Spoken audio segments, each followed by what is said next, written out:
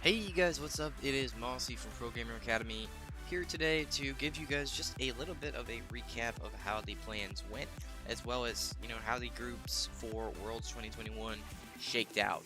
So without further ado, let's get into it.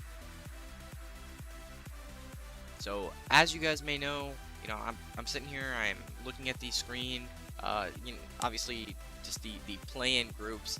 I kind of wanted to talk a little bit about what happened, because if you guys weren't aware, especially Group B, it looked kind of crazy, and honestly there was like a little bit of drama that occurred, but I just want to give you guys a quick recap. So basically, playing Group for A was very straightforward. Obviously, Infinity finished 0-4. They were unfortunately unable to win any of their games. They get knocked out. And under that or right above them, you got the Red Canids team.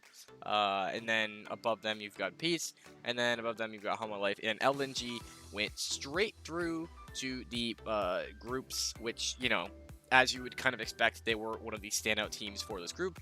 And if you look at the groups, we can see that LNG ended up in Group D with Gen G, Mad Lions, Team Liquid, and LNG. This is actually a fantastic situation, I would argue. The only other group I think that might have been a little bit better was Group C. But they were both very acceptable groups. And surprisingly enough, Detonation Focus Me, after dropping a game to C9 earlier in the group stage, was able to come back. And in tiebreakers, they were able to basically take that first place slot away from Cloud9, which is where a lot of the craziness occurred. It was kind of a classic NA thing because, going into like that last day before the play-in knockouts, Cloud9 was 3-0. And then they dropped a game to Unicorns of Love. And obviously, once they had dropped the one game, that made them tie with Detonation Focus Me. And then they lost that tiebreaker. Looking at some of the other teams still, you can see Galatasaray Esports and Beyond Gaming, they made it through. They didn't quite get knocked out right away. Unicorns of Love, even though they took that win off of Cloud9, weren't able to get themselves into the next part of the tournament. So looking at the play-in knockouts, we can see Peace had to play against Red Canids. It was a BO5 banger. Actually, both of these ones were really exciting stuff. Peace is able to make it through to the next round. Sad to see Red Canids get knocked out, but that's just kind of how it goes in competition. Moving forward, Galatasaray Esports was unable to defeat Beyond Gaming, but then, I'm not sure if you guys noticed, there was a headline from Beyond Gaming. Their mid laner was caught something with match fixing. I believe his name is Mao Lan. So, going into the knockout games the next day, the next BO5 against Hanwha Life, they had to use their top lane sub. His name is PK. And they had PK in the mid lane against Chovy. It was like his world debut, basically. A top lane player having to play mid lane and having to lane against Chovy, one of the best mid laners in the world. So this series ends up being a very quick 3-0. Unfortunately, that happened earlier today. And Cloud9 was able to 3-0 Peace, just looking extremely dominant. So a lot of hype kind of drop off. This is more, I think this would have been closer if they would have been able to play with their main mid laner. Kind of disappointing stuff. A little bit of anticlimate, not super hype, basically. A little anticlimactic way to end the groups, but Cloud9 and Hanwha Life get through, and let's take a look at the rest of the groups. So, sitting here in Group A, probably the group of death. Rogue and Cloud9 are both, I would say, in dire straits here. Something is going to have to really go wrong, I think, for Damwon Kia and FunPlus Phoenix to make it out. Damwon Kia, obviously winners of last year, they still look pretty good. The players that they have, they're obviously a very strong team. I think anyone would be surprised to see them not make it through. And the same goes for FPX. Doin B is probably having one of the greatest years of competitive play that he's ever had. And dude just looks like he's on a tear. So I'm really struggling to see how Cloud9, they were dominant in play-ins a little bit, and then like they messed up. Like, this is a team that lost to Unicorns of Love. That was like their only win. So how does Cloud9 plan to even snag any wins here? It's gonna have to be some NA magic. And as for Rogue, Rogue had good regional results in EU for much of the season, but they really fell off towards the end, getting consistently outperformed by teams like Fnatic and like Mad Lions. So I think the obvious choice here, honestly, I would put FunPlus Phoenix in first, Damwon Kia in second, And you know that could change a lot. And then Rogue in third, and then honestly Cloud9. I'm not sure how many games they're gonna win. I think this could be like a 1-win Cloud9 for groups. Moving on to Group B, I think this is kind of a trickier one. I'm gonna say probably Edward Gaming first, then T1 second, then 100 Thieves third, then Detonation Focus Me fourth. Main reason being is that Detonation Focus Me, you know, dropped a game to Cloud9. Cloud9 has been consistently worse than 100 Thieves throughout the majority of the season. Obviously, T1, I think, has looked a lot better in the past. They just barely squeaked into Worlds. But I still think that they're probably better than 100 Thieves. That being said, if there is a group for NA to make it out, I think it's this one.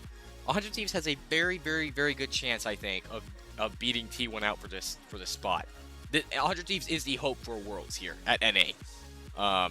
Moving on to Group C, though, I talked a little bit about this one earlier. I think it will have to be World Never Give Up in first, Fnatic in second, PSG Talon in third, and Hanwha Life in fourth. And I think that could change. PSG Talon was really like battling over the years with Beyond Gaming, and Beyond Gaming didn't really look all that great. I mean, we could look at their results here. I mean, they 3-2'd Galatasaray, and nothing against I hope I'm saying that one correctly. Nothing against Galatasaray Esports, but you know, they don't stack up compared to some of these other teams. You know, Hanwha Life clearly 3-0'd Beyond Gaming, and that is a team that PSG Talon went toe-to-toe with the entirety of the year. Maybe it's a gameplay thing where they don't stack up super well, but I think PSG Talon will have to do a lot to make it out of this group. And really, the same goes, I would say, to Hanwha Life. Hanwha Life would really need to perform. I think Fnatic has the players, they have the experience. You know, they've made it out of groups before, clearly. But if something goes wrong, then I would say Royal Never Give Up second, or excuse me, RNG first, and then Hanwha Life second, and then, you know, these teams not making it out. But that'd be very, very shocking. I think most people should expect Fnatic and RNG to make it out. Moving onwards, Group D. This is kind of also a group of death. I'm not 100% sure how strong I think Gen G is right now. I know that they did pretty well in Korea this year. I would say I think they were mostly a runner-up to Dom1, if I recall correctly. Quite frankly, though, I think this one. I mean, this is really a toss-up. Most likely, I think Mad Lions are going to come in first, Gen G is going to come in second, LNG in third, and Team Liquid in fourth. But that could easily change. Mad Lions and Team Liquid are very coin-flippy teams. They need to get a lot out of the group stage, you know, learn from the losses early on, because I think the losses will happen. If Mad Lions goes through this group and just doesn't drop a game, I would be very, very excited to see how they do on the main stage. That all being said, you know, obviously they're a young team. Mental goes, you know, that's a big part of it. You know, if you do get an early loss, how do you handle it? As for TL, you know, TL has looked a lot more promising in the past, and obviously they're an NA team. I am not going to jinx them and tell them and say that they're going to get out of groups. I'd be very, very shocked. But yeah, that's pretty much my predictions. I think Group D is, I mean, honestly, Group C and D are really interesting, and even Group B to some extent. I think that there is some room for mobility here, you know, with several of these teams. I mean, Faker could end up smurfing it. Maybe they just, like, top the group. There's a lot of variables going around here. That being said, that is pretty much all I have for you guys today. Hopefully you guys enjoyed the quick little predictions as well as the rundown of the previous stages of the tournament. I believe these games will start back up on Monday. We will be seeing the group stage return, which is, double checking here, that is the 11th. So Monday the 11th, I think at 7 a.m. Eastern, and that would be 4 a.m. Pacific time. Thank you guys so much for watching, you know, checking out the content, and we will see you guys in the next one.